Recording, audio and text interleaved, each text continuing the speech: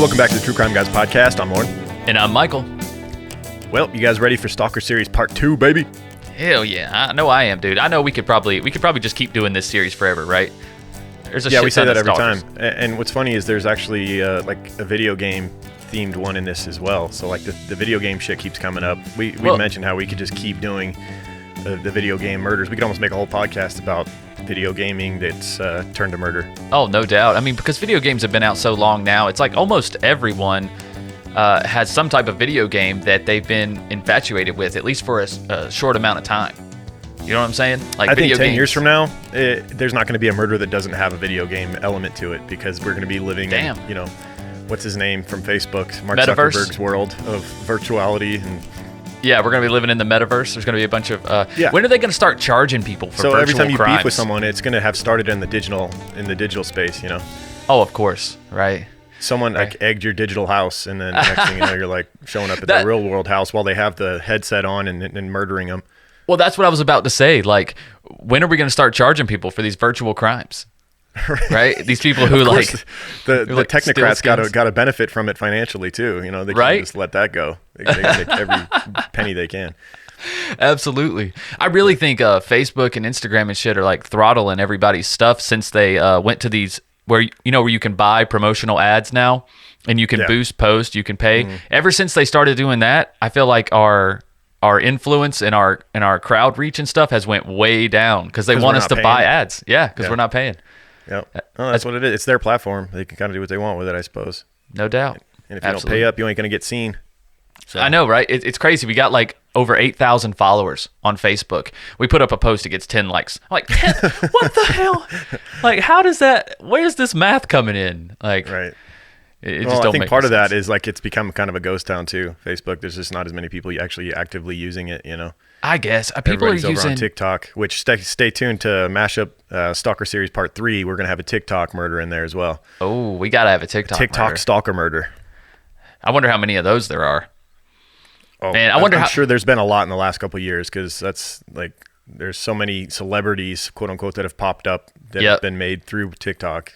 Well, you should search like OnlyFans stalker murder. I know there's got to be a pile of them. Yeah. You know, I mean, gosh, a platform like that, you could see how somebody could get addicted to one person and be looking for them. Mm-hmm. That's scary shit. You got to be careful what you put out there. Got to be careful. Yeah. You almost need like if I were a really popular OnlyFans girl, I would just like mislead them. I would have like a TV that looked like a window in the background and have like a fake backdrop of like London or something. And meanwhile, I'm like in Alabama or something. Yeah. Do whatever you got to do. Yeah. Whatever you got. Exactly. I mean, you could do a deep fake with your face. I mean, if you really wanted to get crazy with it, you could literally deep fake your entire face. Deep fake shit's crazy. Yeah. Right. Don't even get me started on that. I know, right? Or you could just use a filter all the time. Yeah. I mean, the filter technology is insane now. And getting back to this Stalker series, though, I had an interesting thought this morning that I wanted to bounce off of you. Okay. So you know how there's like 7 billion people on the planet? Right. Do you think that out there somewhere that there is your stalker? Like, you know how they always say there's at least one person out there for everyone? Yeah. There's got to be at least one person out there that would be so obsessed with you, no matter what you look like or who you are, whatever. There's a stalker for everyone. Like, do you think that's true? Like maybe we haven't, right? like Obviously, we haven't there's some met people them. that attract a lot more stalkers, but yeah, absolutely. I think there's some people that are just more stalkable than others. I just wanted to scare everyone, just so you know, if you're listening to this, there is a stalker for you out there. It's just a matter of whether you run into them or not. Yeah, maybe you haven't found them. Maybe they don't even know you exist yet, right? Exactly. But you're saying there's a type of person. You might go to the grocery store today and find your stalker. Oh. It sounds like an advertisement. Yeah, more than likely, I'm just going to find someone out there for you. Right. But wait, there's more. If you're hot, there's way more. There's way more. Send us a picture. We'll tell you how many probable stalkers you have. Yeah, you should create an app. You probably have at least 67 active stalkers at this moment. Right. Due to the symmetrical quality of your face, you have thousands of stalkers. Yeah. Right. Please curl down on your body. Oh yeah, you have way more. Oh yeah. Oh my God. All right, we're getting off the rails. You ready to jump into Stalker Series Part 2? We have 2 cases once again for this one, and they're pretty interesting. So yeah, they are. Let's do it, man. I'm just an average man with an average life. I work from 9 to 5. Hey, hell, I pay the price. All I want is to be left alone in my average home. But why do I always feel like I'm in the twilight zone? And I always feel like somebody's watching me, and I have no privacy.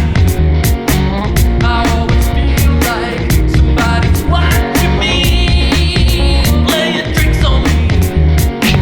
When I'm in the shower, I'm afraid to wash my hair, 'cause I might open up my eyes and find someone standing there. People say I'm crazy, just a little touch, but maybe showers remind me of Psycho too much, and that's why I always feel like somebody's watching me, and I have no privacy. I always feel like somebody's watching me, playing tricks on me.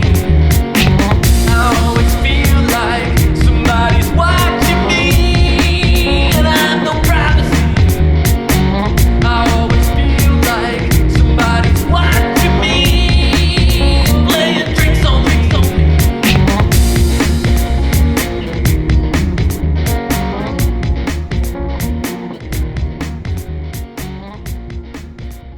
All right, for our case this week, case number one, we are going to travel once again across the pond. I feel like we've been doing some UK cases quite a bit lately. Yeah, I like that. I like to hear your Australian accent every time we do. I know. Okay, just so it's clear, Michael knows that the UK doesn't include Australia, but I can't do a British accent without sounding Australian for some reason. Just to make that clear. Oh yeah, it's true. So all right, mates, let's get into this. Probably get a bunch of feedback. These idiots don't even know Australia's not in the UK. If you don't know, I'm from London, mates. Right. Cracky. Where are you from? Nottingham. Yeah. I think that's how you say it. Nottingham. Yeah. So we're going to England in 2007, where we meet 21-year-old Joanne Whitten, who was an environmental science undergraduate. And every day after school, Joanne would return to her flat above the Orange Tree Pub in Nottingham, where she shared with her boyfriend Matthew Pike. And together they ran a website. And Matthew was a computer science student of Stowmarket, Suffolk. Right. He always loved computers and gaming and planned to someday make a career out of them. And together, Joanne and Matthew, when they would get home from their long day at school and work, they would run a website called warscentral.com. Warscentral.com. Wars Central, okay. Yeah, which was, from my understanding, it was a site which facilitated the sharing of ideas and strategies for this game that they loved called Advance Wars, which is a very popular Nintendo game that's kind of carried on through the years. Right. It came out in 88, I believe, but it's had like numerous reboots, and I think it's due for another reboot this year, actually. I found a recent article that's saying that the game's coming out again.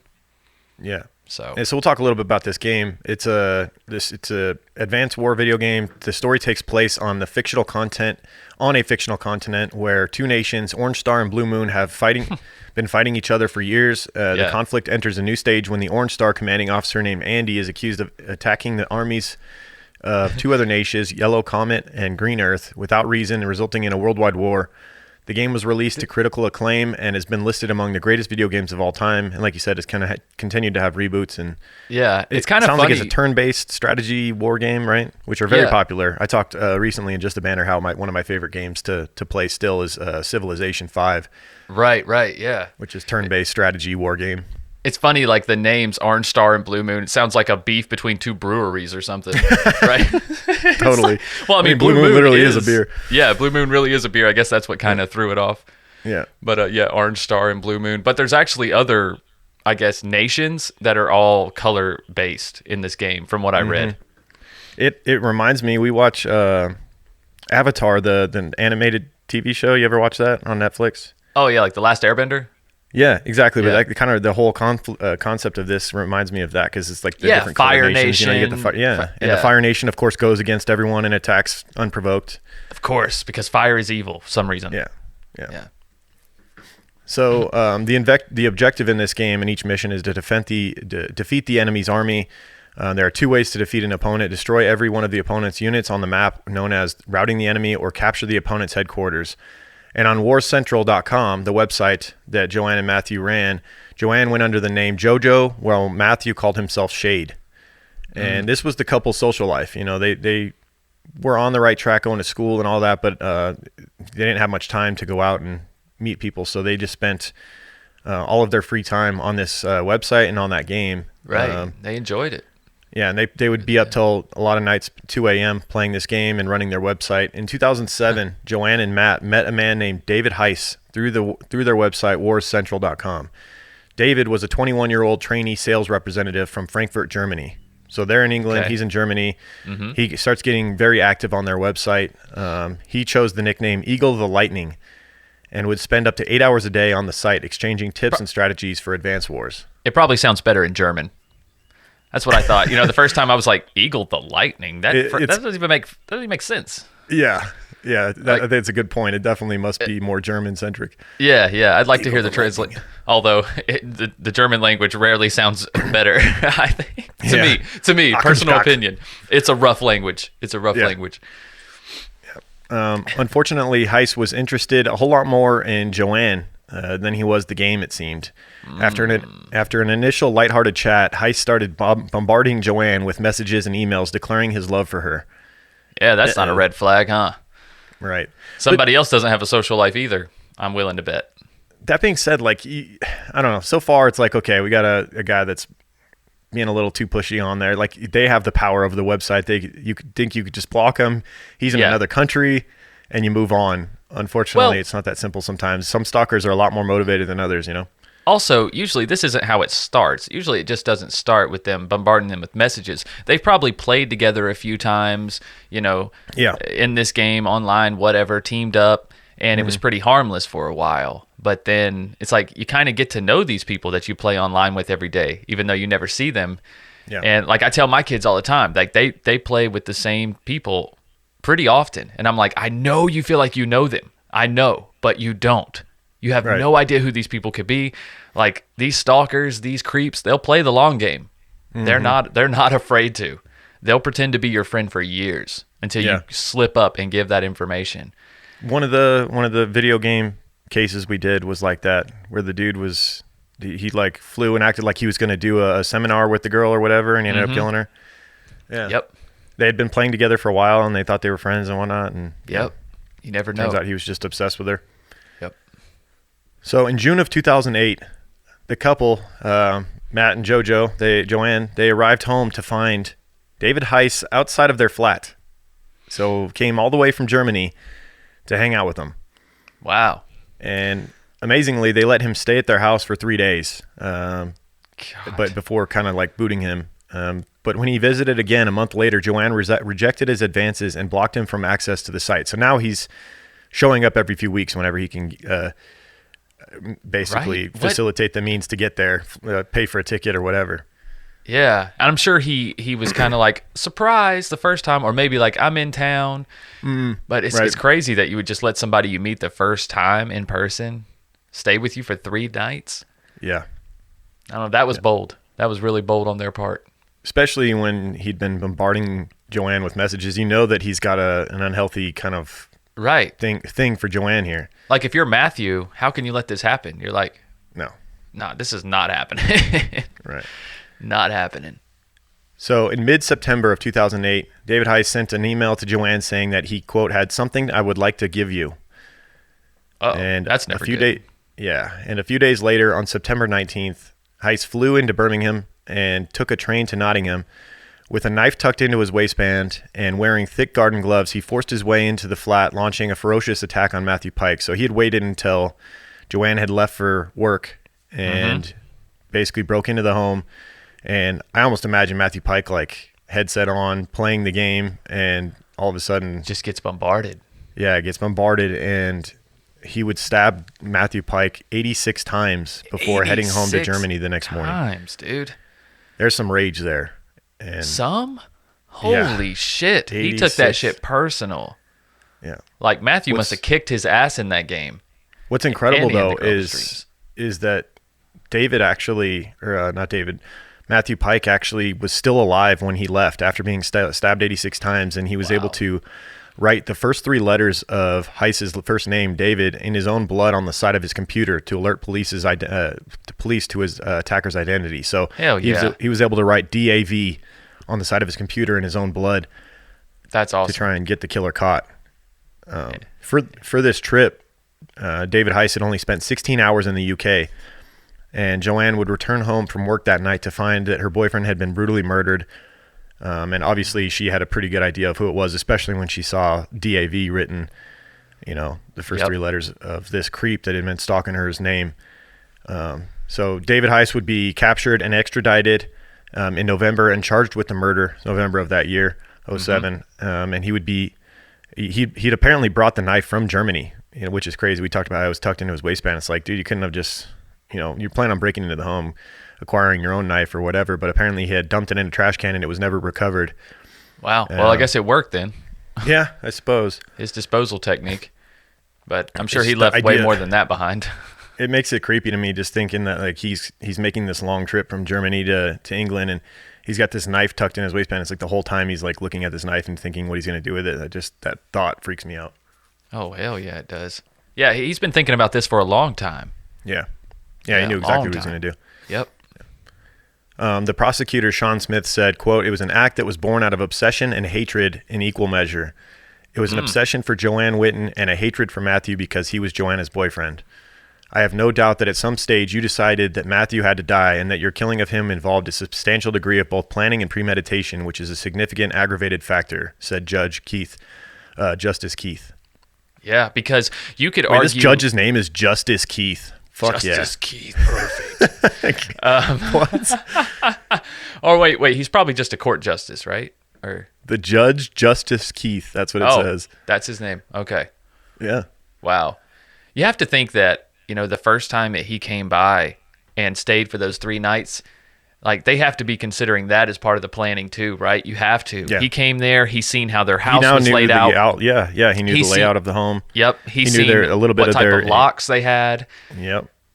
He's seen where the computer was. He knew where Matthew and her were going to be most of the time. Like he learned a lot in those 3 days, and I think it just gave him the confidence to go through with this. 100%. Should have never let him in. Yep. It wouldn't even be. I mean, I don't know how he gained entry. It said that he.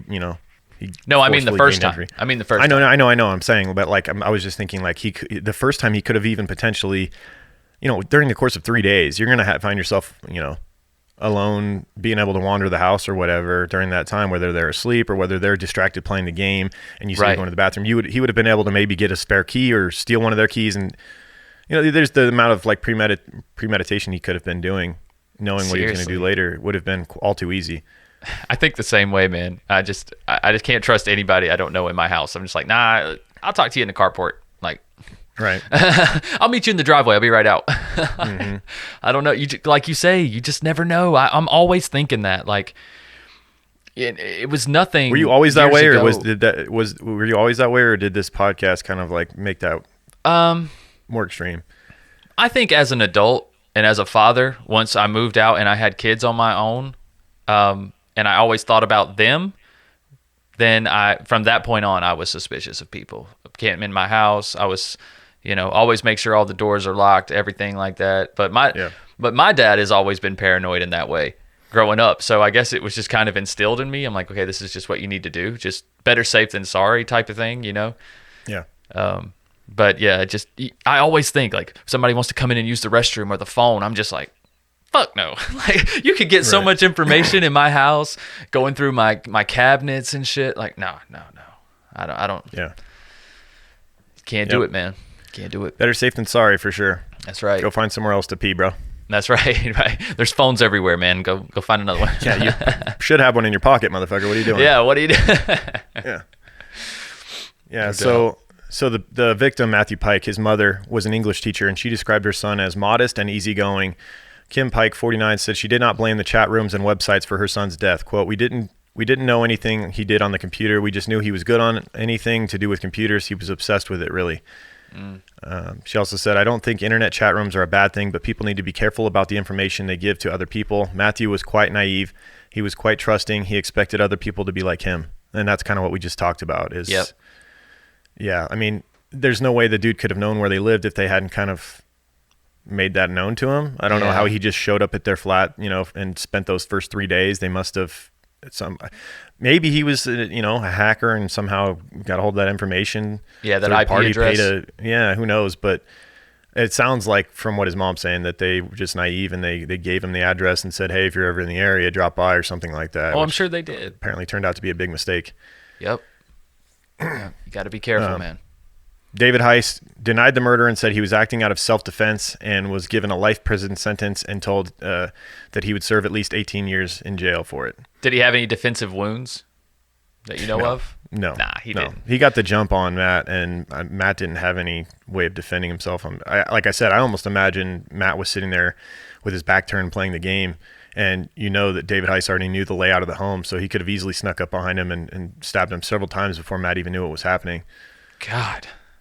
So what's crazy is 18 years, right? And this was in 07, so he could be getting out in a few years potentially if he only gets those 18 years. That's a scary thought. Oh, yeah. Wow. And that's already, 15 years ago? So right. He could be getting out potentially in 3 years.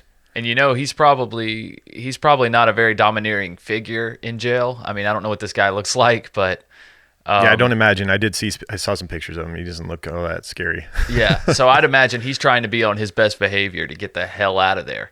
Right. So yeah, that's the type of person that usually gets out in 18 years. Also the type of person that often repeats their actions. Repeats. Yeah. Who's to say he's not going to go try to find Joanne again? Yeah. I don't know. That would not feel very comfortable if I were her, right? I mean, the guy was already willing to go from Germany to England multiple times and ended up stabbing your boyfriend 86 times. Like, you want that guy walking around on the street? How can you ever feel safe again if he gets out? Seriously. And he was a grown man at the time. It's not like an adolescent. And he didn't even, it's not like he even, he didn't even say sorry or admit that he had done it. He still denied and said he was acting out of self-defense. So exactly. That's crazy. They're delusional. And 18 years is no time. That's what we're learning here in this Stalker series, that they can hold a grudge for a crush for a long time. That's a great segue into our next case, Michael. Great job. Because the next case, this man spends over 20 years in prison and gets out and immediately goes right back to stalking the person that. Yeah. See, that's what we were talking about with the Stalker 1 case with the 15-year crush. We're like, man, if he goes to prison, he's still going to come after her. Yep. If he goes to prison for an assault or for stalking or for whatever it is, he's just going to get out in a few years and come right back. And look, 15 years, this guy, he gets 18, and then this person 20 years later, still a stalker. Yeah. I think also, it's almost easier for that to happen when all you're doing is sitting in jail, That's true. What else is there to think about? That makes it worse, right? That makes it worse. Yeah, you don't get the chance to move on and find a new person and all that, and move past your obsession with a certain person. You're in jail probably just thinking about them all day. Absolutely. They would have just seen the amazing person that I was. We could be together and be happy right now. Someday I'll make her know it. Right. Stupid Matthew. Yeah. Jesus. Delusional. So let's move on to the next case where we have another more than 2-decade obsession which results in tragedy. Shouldn't have, though. This is a big system failure case right here. Another one. Yep. This one will downright infuriate you. Yeah. So for this case, we're going to go to Washington, D.C., where we meet Sylvia Diane Matthews, who we can say pretty clearly the entire system failed. Absolutely. But she was a beautiful person. She coworkers at DC's insurance department called her Sylvia. Her friends called her by her middle name Diane, and her family called her Dee. Dee had never had children of her own, but we know a lot of people like this in our families that are they're everyone's mom in a way. Yeah, that was Dee. Yeah, she had several nieces and nephews that she acted like a mother to, and unfortunately she met the wrong person. A guy named Michael Tyrone Garrett, who served more than 2 decades in prison before he would come back for her. And we'll get more into that in a minute, but let's talk about Michael Tyrone Garrett, who she would cross paths with, get into a relationship with, unfortunately, and it would haunt her for many years. Michael Tyrone Garrett was born in 1952 and had no father in his life. His mother gave birth at 15 years old, and he also had 3 siblings and 3 children that he lost contact with himself. Starting in 1975 with a gun conviction to the 1980s charges and or convictions for kidnapping, multiple burglaries, assaults, rape, cocaine possession in D.C. and Maryland. Garrett had 32 arrests and 14 convictions by 1999. God, still walking free. Lifelong criminal. Yeah, I mean, this guy... God, he had a rap sheet. Holy Yeah, I'm not a fan of the three-strike rule, right? But like when you get to like 30 straight arrests, it's like 30 strikes. Can we just lock him down for like a long period of time, right? And not put him on the street next week so he can just go rob someone else, Right. Like these are serious convictions too, man. Yeah, Kidnapping, burglary, assault, rape, yeah. cocaine, possession. Yeah, man, he's crazy. Kidnapping and rape right there. Like, I think you should never get out. That's just me. Yeah. But like, especially when you've done it a few times, Exactly. It's clear you're just going to keep doing it. Exactly. Inexcusable. So, unfortunately, in 1996, Garrett met Sylvia D. Matthews. Her family said at the time that Sylvia was a drug abuse counselor at the old D.C. jail in Lorton, Virginia. So this is where she meets him. She's acting as a drug counselor at the jail. She meets him while he's in jail. Oh, he becomes obsessed with her. Maybe she thought she could fix him. I don't know. Or maybe he took her professionalism as her hitting on him. You know what I mean? Like she's trying to be. She is a therapist, right? So I mean, or a counselor rather. Counselor. Yeah. So she's there to be kind and to listen to you. And we've talked about it before. Some men can misinterpret those signals very badly, and I think this is a case of that. Well, I mean, she did start a relationship with him, so there was something there. At least she gave him a chance. Yeah, that's true. So they were in a relationship after one of Garrett's D.C. jail releases in 1998.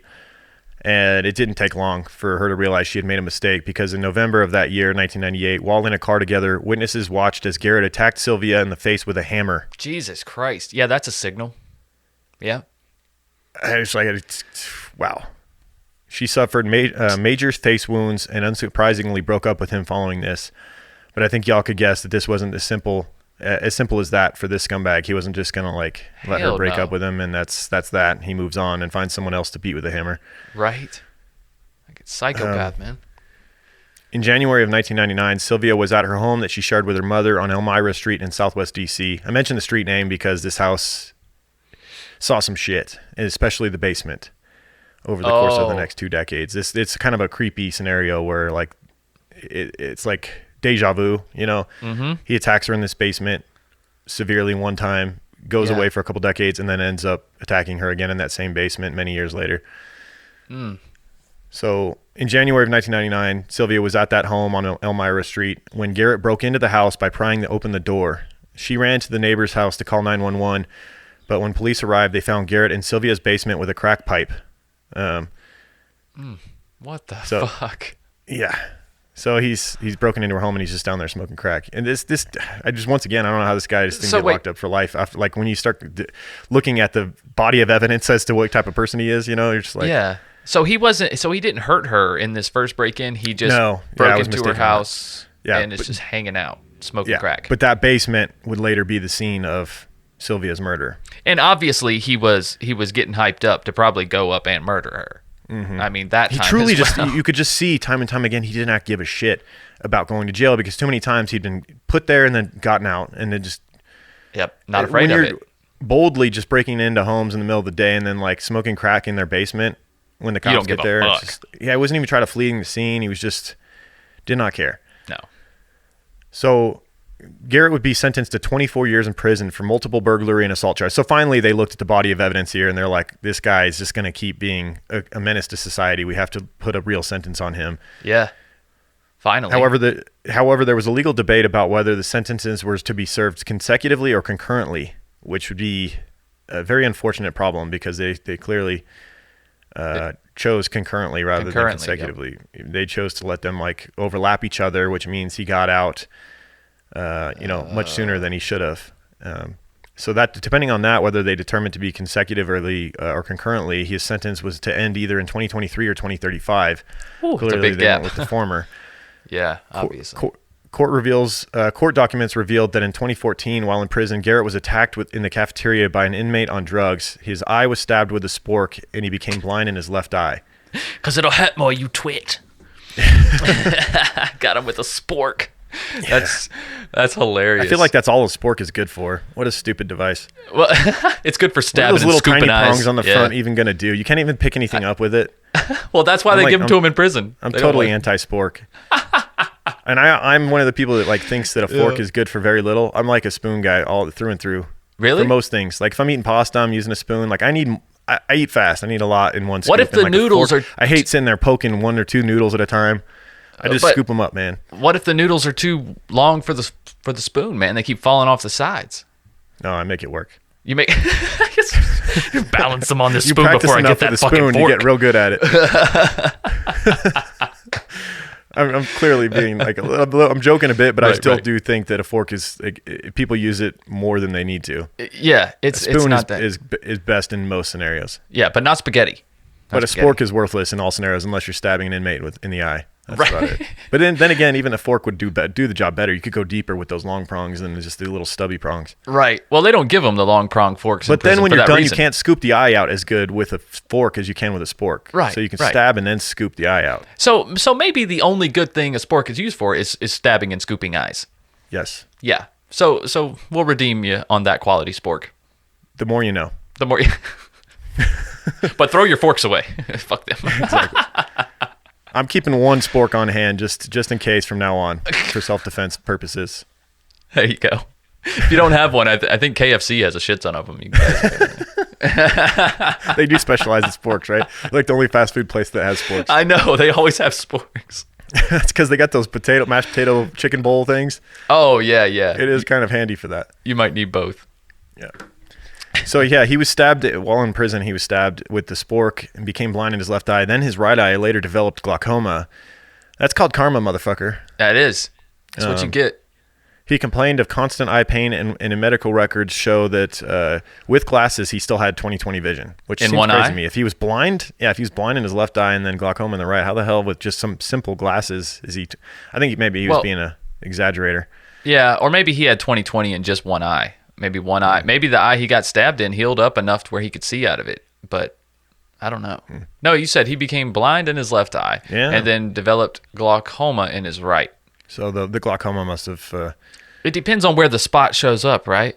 Depending on your vision. Because like some people, the glaucoma happens in the middle.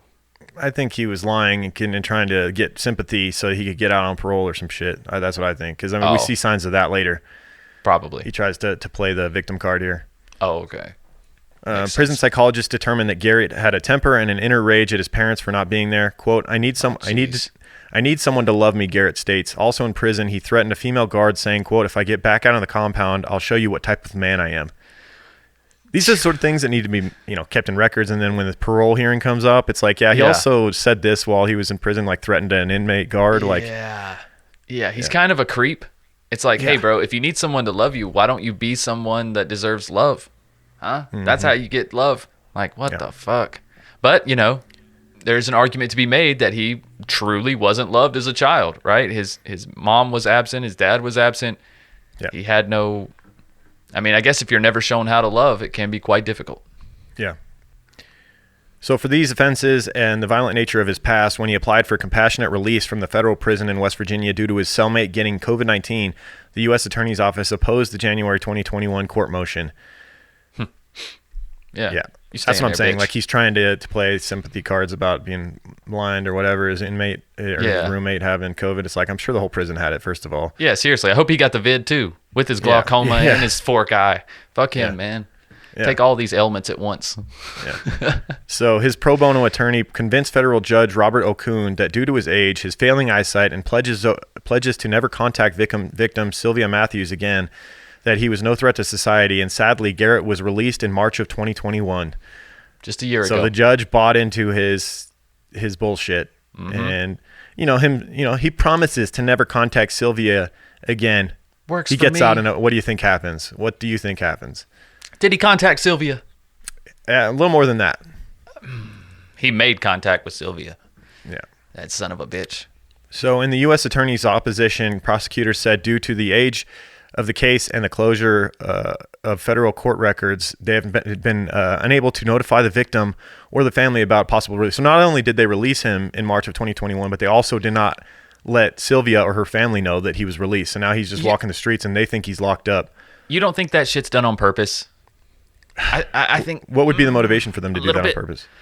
So they don't have people protesting the release of this criminal? Okay, I can see that. And causing a big scene? Yeah. I mean, because 100%. Sylvia, she did work for the government. I'm sure she had plenty of powerful friends. She knew people. Yeah, I mean, if I was her family and I knew this man got released, I'd be out there protesting, be like, "What the fuck? You can't let this man walk." Yeah. You know, by keeping it quiet. Oh, it's already said and done. We don't know where he is. It's already been approved. Good luck. Yep. See what I'm saying? I don't know. So supposedly that inability to contact Sylvia's family about Garrett's early release did not appear to be a factor in the judge's decision. Judge Robert O'Coon's office declined to comment later after finding out what he went on to do. Of course, there should have been some serious pressure put on them after that. Like, you made a massive mistake releasing this man, and then to not warn Sylvia about the fact that he was out there. That's like unbelievable. That's the very least you could have done. Yeah. So Sylvia's family said nobody within the family had any idea the man convicted of beating and robbing Sylvia knew about the early release. That being said, Sylvia had been on high alert ever since dealing with Garrett all those years ago, more than 2 decades ago. Yeah. She had 4 locks on the back door, 3 locks on the front door, baseball bats by the bed, and in the basement, it was like Fort Knox, according to close family members. So many locks on the basement door. Well, you don't get over that type of shit. That kind of shit sticks with you forever. I say that, and then I think that, spoiler, she gets killed in that basement. That's just so fucked. I know. So fucked. I know. So on October 7th, 2021, Sylvia called MPD because Garrett was outside of her door demanding to come in. She declined his demands and he tried to force his way in, verbally threatening to kill her. MPD responded and arrested Garrett, but for reasons unknown, U.S. Attorney's Office declined to prosecute. And he was back on the streets. Makes no sense to me. To me, it's just like part of his release from prison that he spent 24 years in there for was him saying, I'm not going to contact Sylvia. Now he's at her door pounding, trying to get in and threatening her. Lock him the fuck up for life now. Seriously. Like, he just broke everything. Like, no. It's over. You had one condition. Do not contact her. Stay away from her. And you immediately go back. Yeah. Yeah, man, that's strike 40 or whatever the fuck for this guy. Like, he should be put in prison forever. Yeah. And this failure really costed her. Yeah. So on October 15th, Garrett's probation officer filed a notice of noncompliance to the court. His probation officer reported visiting Garrett at a homeless encampment near 9th and K Street in Northwest D.C. to remind him to not have contact with Matthews as he pledged. Oh, just so you know, you said you wouldn't contact her. You already did. Yeah. Don't do that. Bad boy. Don't do that. Slap on the wrist. Bad boy. Gosh, Garrett, come on. Yeah, as he lives in a homeless camp, I'm sure he's really just like, okay, yeah, I was wrong. Yeah, he's got so much going for him and so many opportunities. I'm sure he's not even thinking about her. Yeah. The probation officer wrote that due to the October 7th arrest not being prosecuted, no further action should be taken other than increased supervision. Which didn't happen either, apparently. Nope.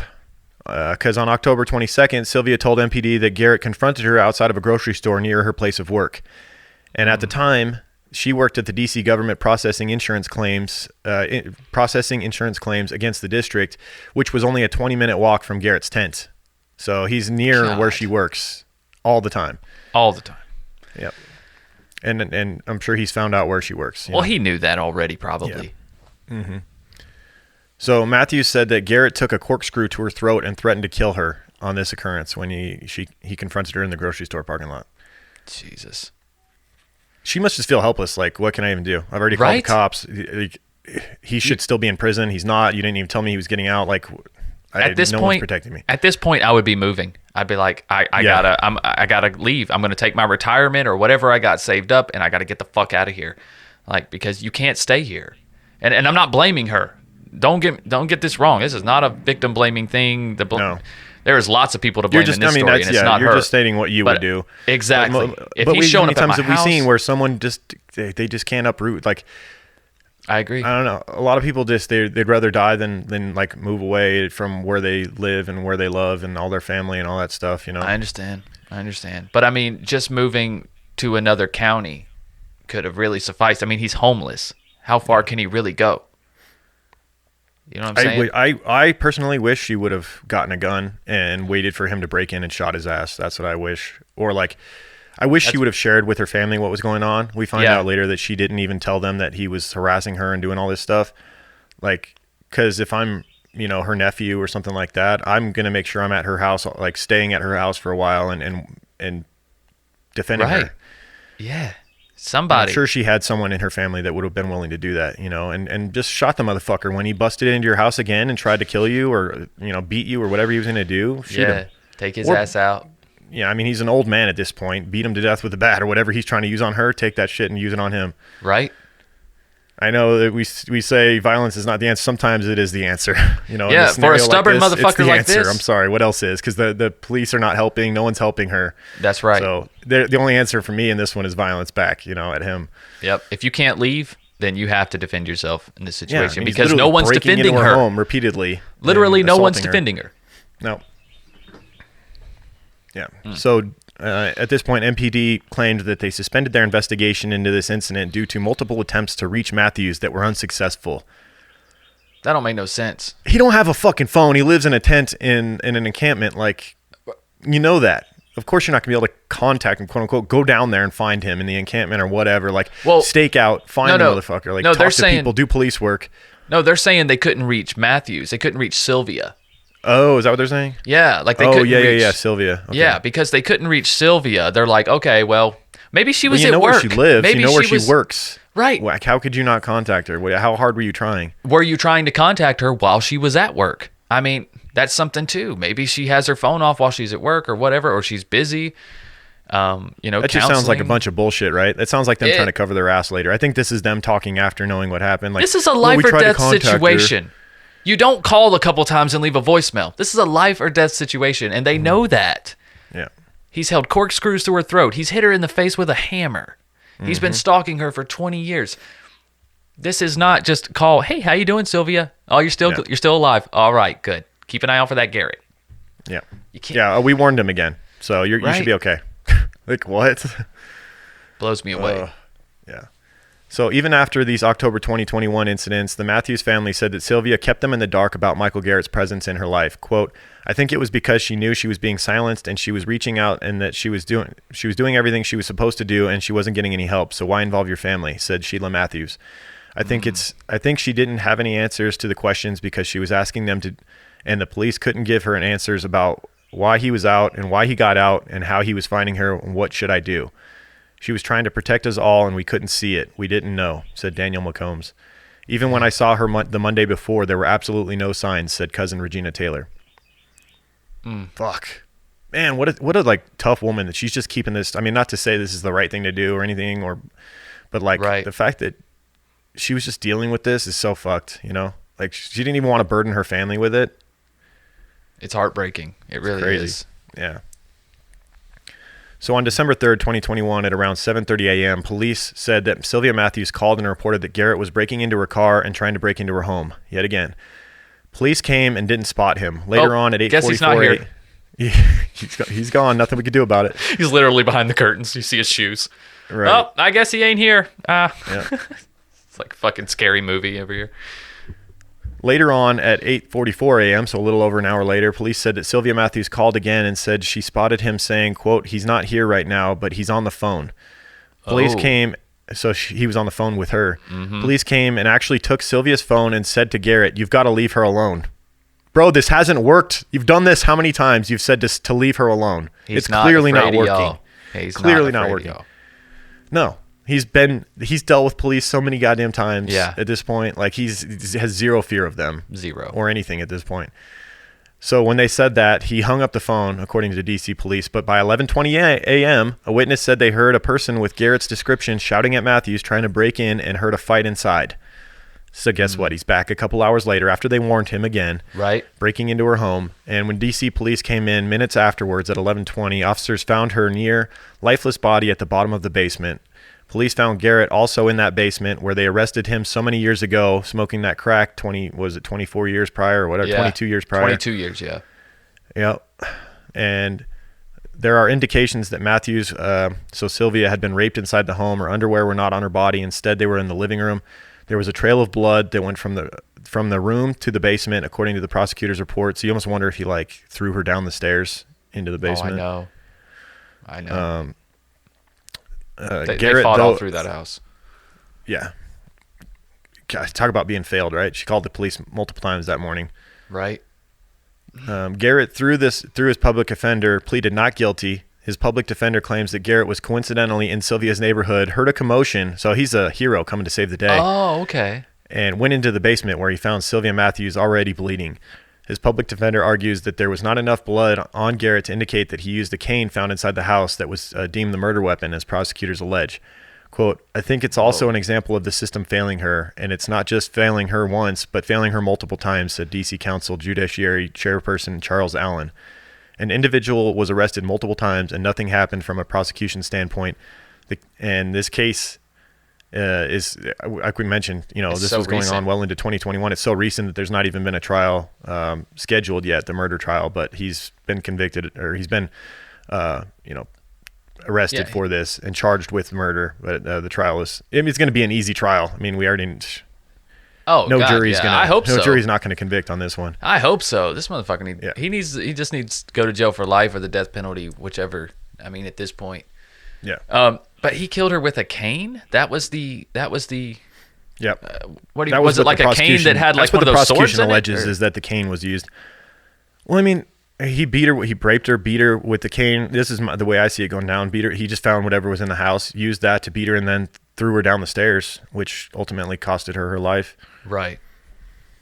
God, what a piece of shit, man. And the excuse, he heard a commotion and ran over. Wow, man. The audacity. I mean, I got to come up with something. I guess that's literally the best defense you could think of. I mean, what else are you going to say? You were there. Like, there's no doubt about that. So, and in 2021, they're going to know if you were there. That's for sure. God, what a piece of shit. Yeah. It's amazing. Incredible really that he got away with like just doing what he did to her repeatedly. It's the fact that they let him out, period. The fact that they didn't tell her, and then it's a downright nightmare, honestly. The way the way really the system is. It's like a horror movie, dude. It's like Michael Myers just keeps coming back for you. This no matter how many fucking locks you put on your door, no matter how many times you call the police, he just keeps reappearing and attacking you. He just keeps coming back. I watched this short film yesterday on HBO Max. I think it's called Please Hold. Have you ever watched this? No. It kind of reminds me of this. Okay, it's set in the future. It's set in the future where all cops are automated robots that are basically drones. And they have handcuffs on them. They can chase you around. They know where you are. They use facial recognition. That'll be here in It'll be here. Years. It'll be here. Okay, but this movie is based off a man getting arrested by mistake. It's a mistaken identity. Well, so they say. He gets arrested, and the whole thing is automated. He doesn't talk to not one person, one actual person through his whole jail stay. Like in your jail, there's a TV up on the wall, and it's like, would you like an attorney? And it's like, it gives you selections, and he selects one, and it'll be like, that'll be $10,000. And he's like, oh, shit. Well, I don't have that. And he's like, public defender. And then a public defender, like this little, it's almost like a paper, the paper clip that used to help you write essays. Like, looks like you're writing an essay. You know what I'm talking about? Right, well, it's like one of those Law and Order scales, and it pops up and it's like, looks like you want to plead guilty. And he's like, no, I don't want to plead guilty. And they're like, we highly recommend you plead guilty. It's like this little thing, but this sounds like a Black Mirror episode, dude. It is. It's a really short film. Yeah. I don't want to ruin it, but you guys should watch it. It's called Please Hold, and it's probably 15, 20 minutes maybe max. You said it's on Netflix?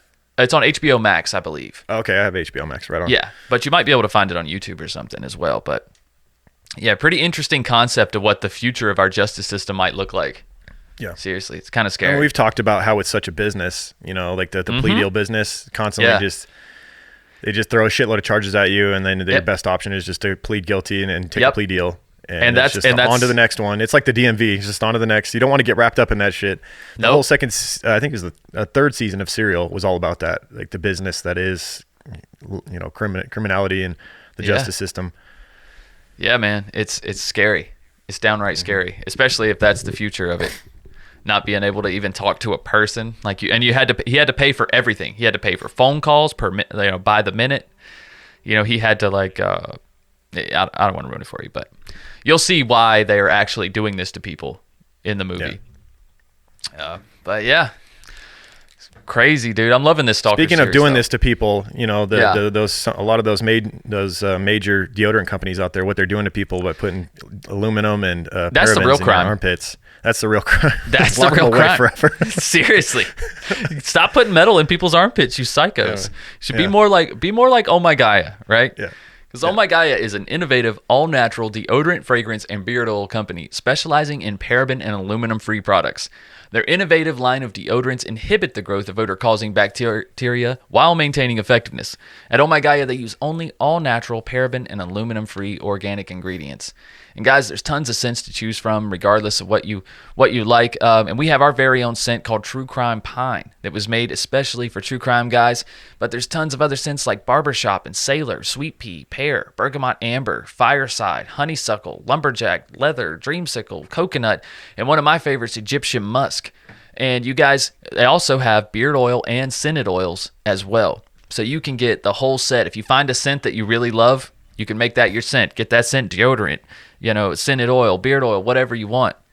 And because you're True Crime Guys listeners, you can use the code word CREEPER for 15% off. That's CREEPER for 15% off your order at shop_ohmygaia on Instagram or ohmygaia.com. That's OHMYGAIA.com. And as always, guys, there's links to Oh My Gaia as well as Tonic CBD right below the description of this episode. Definitely check out Oh My Gaia and check out Tonic, our other primary sponsor for the podcast. Yes. Tonic CBD is a product that I use every morning and night. I use the different blends, and it just keeps my mood perfect. Consistent. I don't know. I can't explain like how much it's helped me on a daily basis, like to rid of anxiety and helps with chronic pain in so many uses. But Tonic's farm-to-bottle CBD and botanical blends are uniquely formulated to provide targeted support wherever you need it most.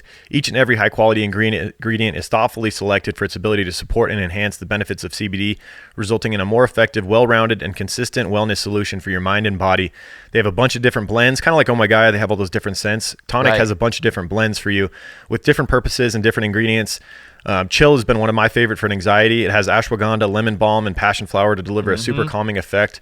But what's also really cool is they use black seed oil, which is a super powerful antioxidant, and it's great for your immune system, and just scratches the surface of what superfood can do. So it's really cool to see that they not only just take CBD, but they blend it with really interesting and powerful oils and seed oils and things like that. Yes.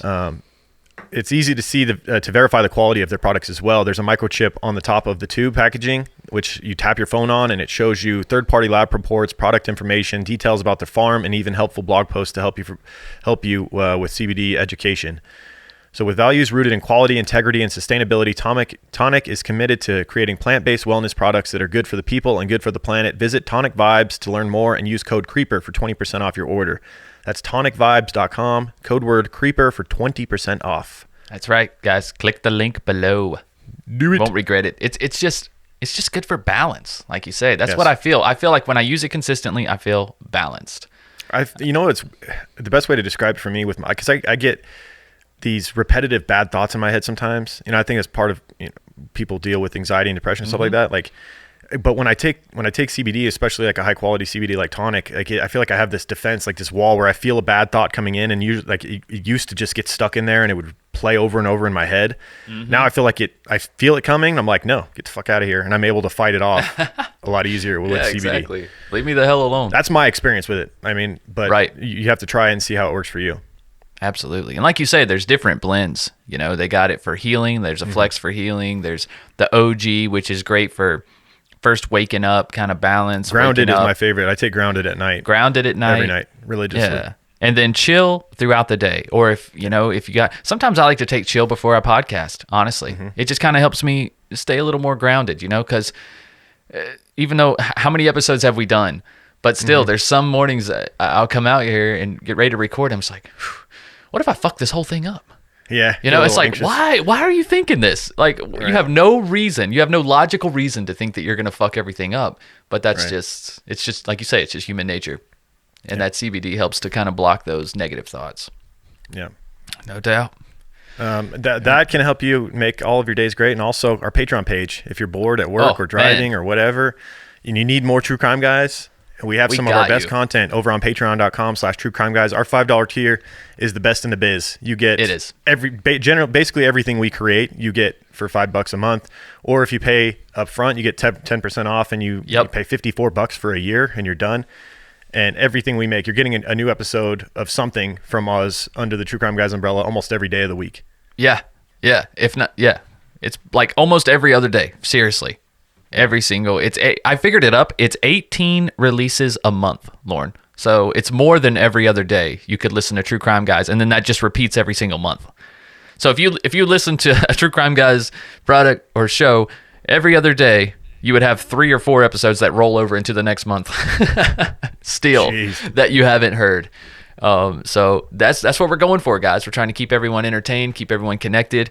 And also, if you feel overwhelmed, check out our YouTube channel. That's where we're posting a lot of the updated stuff, as well as TCG Weekly, which I will be releasing every Sunday night.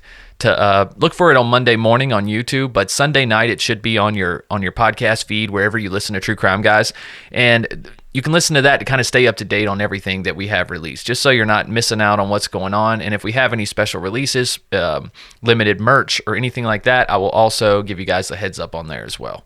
So if you're staying tuned into TCG Weekly, you'll know everything that's going on in True Crime Guys. All right. I was going to pull up the tiers and show what you get for the $5 tier on here. Oh, yeah. Find it, and I was going to share my thing. Well, we can put it up on the screen for the video. Yeah, okay. Yeah, we'll put a screenshot of that. Yeah. All right. Right on. All right, anything else? Shout-outs. I was going to do shout-outs for those that have rated and reviewed this past week real quick. I think there might be a few. All righty. Yeah, we need to get some, man. Get some reviews. And also, guys, if you like fantasy football, football's coming back. Check out Full House Fantasy Football Podcast. Lauren and Tori are bringing you guys their hot takes on the trades and shit that's going on right now in the season. They're covering each division in a separate episode. Yeah, so, we just covered the AFC East. That's right. And this coming week, we were going to cover the NFC East. So we're going to work our way across the U.S. East to West. Perfect. Yep. One division per week. All right, I got a couple of reviews to thank people for. We got Jess B 0123 from the United States, says binge-worthy, 5 stars, fire emojis. Hey, quick and concise and to the point. Thank you. That's right. Then we got a long one from Molly M 10190 in the U.S. says True Crime Guys is one of my favorite podcasts because of the research that the hosts do. I listen to the new episode the minute it drops, even if it is a case I'm already familiar with, because I know that there will be details added I didn't know about. Thank you, guys. Right on. Thank you, Molly. Yeah, we appreciate Very much that. Appreciate it. It's always nice to get acknowledged for all that research, isn't it? It is. Yeah. Those damn crime lines, man. They're extensive. It's a grind, man. I work a 40-hour job, and thankfully I work 4/10, so I'm off on Friday. So basically my Friday is like, I might as well work 5 days because my whole Friday is dedicated to just grinding on the podcast. Hell yeah. Well, it shows, dude. It absolutely shows. Well, all right, guys. Well, like we said earlier, you can check out these all these free episodes on YouTube. Go give us a follow on YouTube. Subscribe on YouTube, everybody. Smash that subscribe button. Smash that subscribe button, guys. And if you're already on YouTube, great. How about just do a nice ginger click on it? That works too. You don't need to smash. You don't need to break your mouse. Relax. Right. Or your computer. It's probably not even a touch screen. But if you're on your phone, you don't want to damage your phone screen. Just tap subscribe and and if you've been listening for years, it's funny, we got a comment on one of our videos and it's like, I've been listening to you guys since 2016. Crazy to put a face to you. I'm like, you just now looked us up and you've been listening for that long. Like our faces have been out there. I can't listen. Yeah, I was about to say I can't listen to like a podcast that long and not know what they look like. I'm like, okay, I got to see what this person looks like. At some point in time. Well, that's like every case when you're listening to a true crime case. Like how quickly do you look up the person? What they look like? Quickly. It's immediately. As soon as their name is said, I'm like, okay, I gotta look this person up. I gotta see what their face looks like. Which is part of the experience with YouTube. When you watch our show now, Michael's wife, Kristen, is doing a fantastic job. Shout out to her of like editing the video and putting in pictures of the criminals, the victims, like different locations, like stuff we talk about, it pops up on the screen. So it's a different experience. If you are a person that listens at work on your desktop, you might as well watch the YouTube version instead of just listening, because now you get more of an experience. Exactly. Yeah, even if you can't have it up on the screen, you could pull it up whenever we're talking about it, and odds are we're going to have a picture of that person or that crime scene or whatever it is there for you guys to kind of be part of the conversation. So, all right. Is that it? All right, everybody, have a great week. We'll see you next week for part 3, the final chapter of the Stalker series. There's a TikTok case in there, and I'm going to make sure I try and find the case of a woman stalking a man for once. I mean, the first 2, we've done 4 so far, and it's all men stalking women. It's about time to flip that. That's right. They're out there. The female stalkers are out there. Oh, they out there. They out there. All right, guys. Well, we'll see you next week. Keep creeping. Keep creeping. True crime guys, in the desert we like a mirage. It's okay if you clicked on us cause you thought we was True Crime Garage. Now we ain't mad at you, sit down, let us talk at you. I'm talking to the creeper army, we out here making murder, get murder, get murder. True crime guys, in the desert we like a mirage. It's okay if you clicked on us cause you thought we was True Crime Garage. Now we ain't mad at you, sit down, let us talk at you. I'm talking to the creeper army, we out here making murder charming. You hush your mouth, boy.